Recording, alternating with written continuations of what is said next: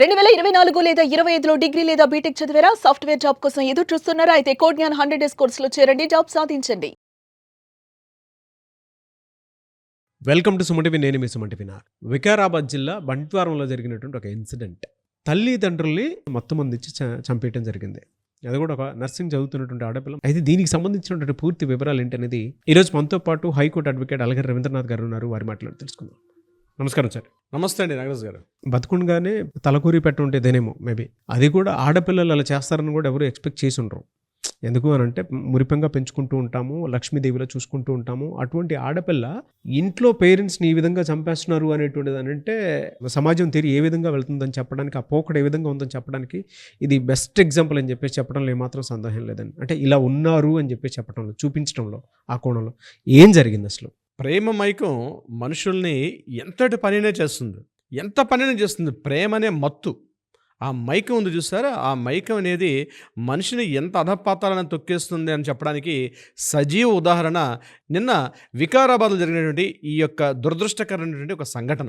మొత్తం సమాజం అంతా కూడా సిగ్గుతో తలదించుకోవాల్సిన పరిస్థితి. మన పెంపకం ఎలా ఉంది, ఏ పరిస్థితుల్లో నేటి యువతులు ఉన్నారు, యువతరం ఇటువైపు ప్రయాణిస్తుందని చెప్పడానికి ఇది ఇది ఒక సజీవ తార్కాణం అని చెప్పుకోవచ్చు నాగరాజు గారు.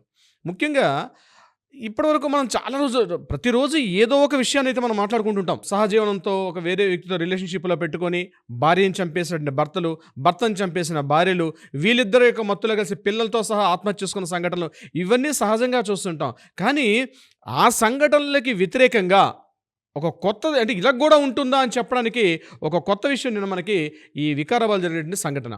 ఇక్కడ జరిగిన సంఘటన యొక్క నేపథ్యాన్ని, ఆ వివరాలను కాస్త మనం తెలుసుకునే ప్రయత్నం చేద్దాం. ఆమె పేరు సురేఖ. సంగారెడ్డిలో ఈవిడ స్టాఫ్ నర్స్గా పనిచేస్తుంది ఒక ప్రైవేట్ క్లినిక్లో. పనిచేస్తున్నటువంటి ఈ అమ్మాయి ఒక ఏడాది క్రితం, అంటే లాస్ట్ ఇయర్ ఫిబ్రవరి మార్చి ఆ సమయంలో ఇదే సంగారెడ్డి దగ్గరలో ఉంటే కొండాపూర్ అన్నటువంటి ఆ ప్రాంతంలో ఒక ఇన్స్టాగ్రామ్లో ఒక కుర్రాడు పరిచయం అయ్యాడు. అతను డ్రైవర్ వృత్తిగా తన యొక్క జీవనాన్ని సాగిస్తూ ఉన్నాడు. ఇటువంటి సందర్భంలో వాళ్ళిద్దరి మధ్య కాస్త పరిచయం, ఆ ఇన్స్టాగ్రామ్లో పరిచయం ప్రేమగా మారింది. అయితే వాళ్ళ ప్రేమ కాస్త పెళ్లి చేసుకుందాం అని అనుకున్నారని ఒక మాట కూడా తెలుస్తుంది మనకి.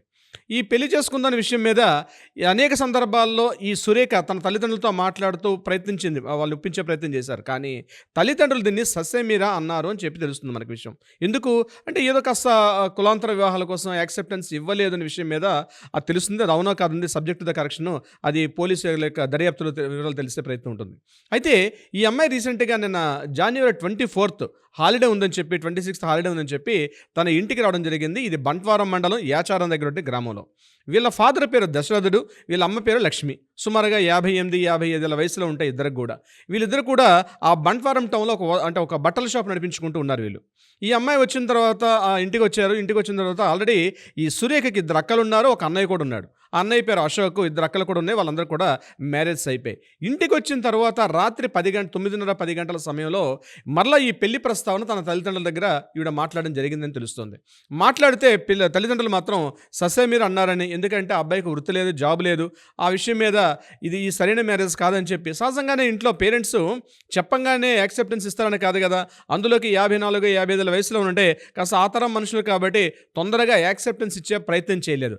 అయితే ఎప్పుడైతే ఇవ్వలేదు, అనేక సార్లు మాట్లాడినప్పుడు కూడా సురేఖ యొక్క ప్రపోజల్ని వాళ్ళు యాక్సెప్టెన్స్ ఇవ్వకపోవడంతో ఇమ్మీడియట్గా సురేఖ ఏం చేసిందంటే ప్రీ ప్లాన్ అనేది తీసుకొచ్చింది. ఆవిడ ఏం చేశారంటే సంగారెడ్డి ఎక్కడైతే తను ఏ ప్రైవేట్ హాస్పిటల్లో పనిచేస్తుందో అక్కడ ముఖ్యంగా ఏం చేస్తారంటే ఈ పెద్ద ఆపరేషన్ చేసే ముందు ఒక ఎనస్థీషియా మెడిసిన్ ఇస్తారు. ఆ సంబంధించిన డ్రగ్స్ ఉంటాయి. ఆ ఇంజెక్షన్స్, ఆ టెక్నాలజీస్ వాళ్ళకే తెలుస్తాయి. సో ఆ ఇంజెక్షన్స్ తన బ్యాగ్లో ఏం చేశారంటే ఆ ఇంజెక్షన్స్ యొక్క ఆ ఇంజెక్షన్స్ అన్నీ కూడా తన బ్యాగ్లో వేసుకుంది. ఆ బ్యాగ్లో వేసుకుని వస్తూ దారిలోనే ఒక షాప్కి వెళ్ళి అక్కడ సిరింజలు కూడా పర్చేజ్ చేసుకొచ్చింది ఆవిడ.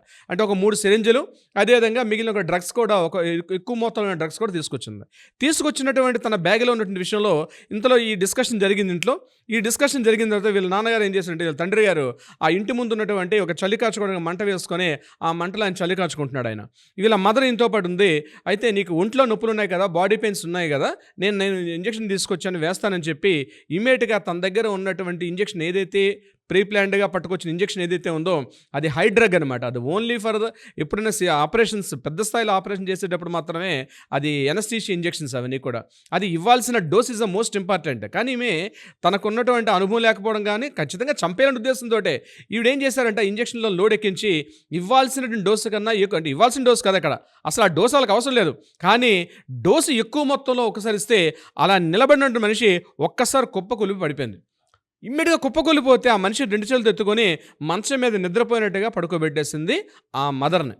తరువాత అక్కడ ఆగిపోలే, ఇంటి ముందు చలి కాచుకుంటున్నాడు, మంట కాచుకుంటున్నటువంటి ఆ తండ్రి దగ్గరికి వెళ్ళి, అమ్మాయి ఎందుకో సన్నగా పడిపోయింది, నిద్రపోతుందేమో, రండి మీకు కూడా ఇంజెక్షన్ ఇవ్వాలి, మీరు కూడా బాడీ పెయిన్స్ అని నడువు నొప్పి అంటున్నారు కదా, ఆ నడువు నొప్పి తెచ్చిన ఇంజెక్షన్ నేను కూడా తీసుకొచ్చాను, సరే మా మ్యారేజ్ విషయం రేపు మాట్లాడదాం అని చెప్పి తండ్రిని కూడా ఇంట్లోపల పిలిచి ఏ రకంగా అయితే తల్లికి ఇంజెక్షన్ ఇచ్చి ఆమె మరణానికి కారణం ఏందో అదేవిధంగా తండ్రికి కూడా బటక్ అంటారు, అంటే నడుము ప్రాంతంలో ఆ ఇంజెక్షన్ ఎక్కువ స్థాయిలో ఇంజెక్షన్ కూడా ఇవ్వడం జరిగింది. కాసేపటికి ఆ తండ్రి కూడా ఏది తెలియనట్టుగా ఆ తండ్రి కూడా అక్కడ కుప్పకులు పడిపోయాడు. ఇద్దరు శవాలను కూడా లోపల పెట్టేసి ఇప్పుడు తను ఏం చేసిందంటే ఇమ్మీడియట్గా ఫోన్ తీసి వాళ్ళ అన్నయ్య అంటే అశోక్ ఫోన్ చేసి, అన్నయ్య ఎందుకో నాన్నగారు సన్నగా ఇట్లా నాన్న పడిపోయాడు, ఇట్లా నువ్వు ఎక్కడనో అర్జెంటుగా రమ్మని చెప్పి ఫోన్లో చెప్పడం జరిగింది. వాళ్ళ అన్నయ్య ఇమ్మీడియట్గా హుటాహుటని వచ్చాడు. వస్తూ ఏం జరిగింది అని మాట్లాడేసరికల్లా ఇలా నేను మాట్లాడుతుంటే తండ్రి అంటే నాన్నగారు పడిపోయారు, నాన్న పడిపోతే విషయం తెలిసి అమ్మ బయట ఉంది, అమ్మ కూడా నేను విషయం చెప్పాను, అమ్మ కూడా వెంటనే ఎప్పుడైతే నాన్న పడిపోయాడు నాన్న చనిపోయాడని చెప్పాను ఇమ్మీడియట్గా అమ్మ కూడా హార్ట్ అటాక్ వచ్చి అమ్మ కూడా చనిపోయింది, నేను తర్వాత ఇమ్మీడియట్గా సిపిఆర్ చేశానంటే హార్ట్ ఆగిపోయిన వాళ్ళు చేస్తాను సిపిఆర్, ఆ సిపిఆర్ కూడా చేసేసరికల్లా అమ్మ అయితే చనిపోయి ఉన్నారు, ఇది చాలా విషయం జరిగింది. అయితే లాస్ట్లో నాన్న చనిపోతే ఒక మాట చెప్పడం జరిగింది, ఏ విషయం అంటే అన్న ఎలా చెప్తాడో అలా నడుచుకో అని చెప్పారు నాకు ఈ విషయాన్ని అని చెప్పి ఏమీ తెలియనటువంటి ఒక నంగనాచిలాగా వేషం వేస్తూ కూర్చుంది ఈ సురేఖ. ఇది ఇక్కడితో జరిగిపోయింది. విషయం తెలుసుకున్నటువంటి వ్యక్తులు ఇమీడియట్గా పోలీసులు ఫోన్ చేశారు, పోలీసులు వచ్చారు. పోలీసులు వచ్చిన తర్వాత ఎందుకో ఈ అమ్మాయి యొక్క కదలికలు మూమెంట్స్ మీద కాస్త యాక్షన్ చేస్తుంది. ఎందుకంటే పోలీసులు అంటే వాళ్ళకి పూర్తిగా తెలుసు కదండి, ఏ మనుషులను చూడగానే వాళ్ళు చదివేస్తారు చాలా వరకు. విషయం తెలుసుకుంటే పోలీసులు ఇమీడియట్గా ఏం చేశారంటే కాస్త ఎంక్వైరీ చేశారు కల్లా ఆమె హ్యాండ్ బ్యాగ్లోంచి వాడనటువంటి ఒక సిరింజ్ బయటపడింది. కాస్త ఆ చుట్టుపక్కల ఇంటిని పరిశీలిస్తే ఈ వాడి పడేసినటువంటి ఇంజెక్షన్ యొక్క బాటిల్స్ కూడా కనబడ్డాయి. ఎందుకు అనుమానాస్పదంగా ఉండి ఇంకా పోలీసులు ఆమెను ఇమీడియట్గా ఇంటరాక్షన్కి తీసుకెళ్లారు.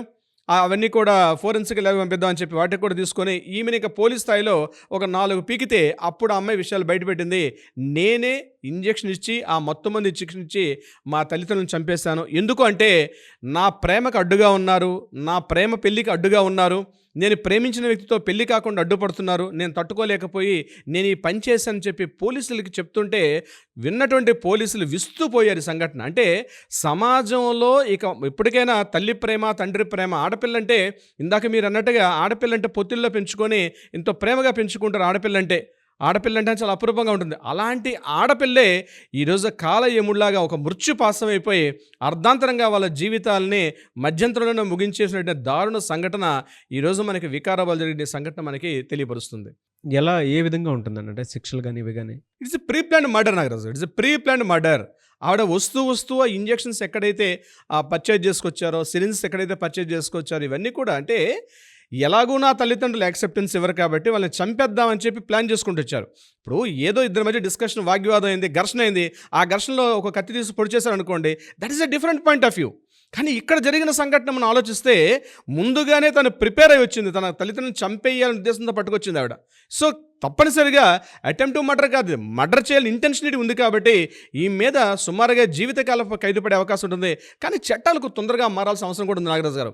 ఇలాంటి విషయాల్లో సుమారుగా ఏళ్ల తరబడి వాళ్ళని జైల్లో కూర్చోబెట్టి వాళ్ళ విచారణ అనే పేరుతో ఇంట్రాగేషన్ పేరు మీద ఇక విచారించుకుంటూ వెళ్ళిపోతే, అందుకే సమాజం మీద ఈ చట్టాల మీద ఇలాగే ఉంటుందిలే అని చెప్పి ఒక నిర్లిప్త ధోరణి అంటారు. అంటే ఇలాగే ఉంటేలే మన చట్టాలు, సంఘటన ఉన్నప్పుడు మాట్లాడుకుంటారు, సంఘటన అయిపోయిన తర్వాత మాత్రం ఈ విషయాన్ని ఎవరు పట్టించుకోరని చెప్పి సమాజంలో ప్రజల్లో ఒక రకమైన భావన ఉంది. ఆ భావన తొలగించాల్సిన బాధ్యత చట్టసభలపైన ఉంది, అదేవిధంగా న్యాయస్థానాలపైన కూడా ఉంది. ఇటువంటి విషయాలు ముఖ్యంగా జరిగేటప్పుడు మరలా ఎవరు కూడా ఇలాంటి ఊహకు కూడా అందనటువంటి శిక్షలు జరిగిన సమయంలో మాత్రమే సమాజంలో కొద్ది మార్పులు పొందే అవకాశం కూడా ఉంటుంది. ఇంకొకటి ఏంటంటే ప్రధానంగా గుర్తుపెట్టుకోవాల్సింది ఈ ప్రేమ, పెళ్ళిళ్ళు, సోషల్ మీడియాలో పరిచయాలు వ్యక్తుల్ని పూర్తిగా ఈ అర్ధాంతరంగా ఈ నిన్నగా కనిపిస్తున్న వ్యక్తి తెల్లాళ్ళు వచ్చేసరికల్లా మనిషి కనబడకుండా పోతాడు. కాబట్టి కొంతవరకు దీని మీద కంట్రోల్ చేయాల్సిన అవసరం కూడా ఉంది. ముఖ్యంగా పిల్లల్ని ఒక నైతికత విలువలు, ఒక సామాజిక భావన, సామాజిక స్పృహ కలిగించి ఆ రకంగా కాస్త దిశానిర్దేశం చేసినటువంటి కొన్ని రకాలైనటువంటి సామాజికంగా ఒక బాధ్యతగా కూడా సంస్థలు కానీ, స్వచ్ఛంద సంస్థలు, పోలీసులు ఇవన్నీ కాస్త ఇనిషియేటివ్ తీసుకుంటే తప్ప, లేకపోతే ఇట్లాంటివి మరిన్ని వినాల్సి వస్తుందో నాగరాజు గారు.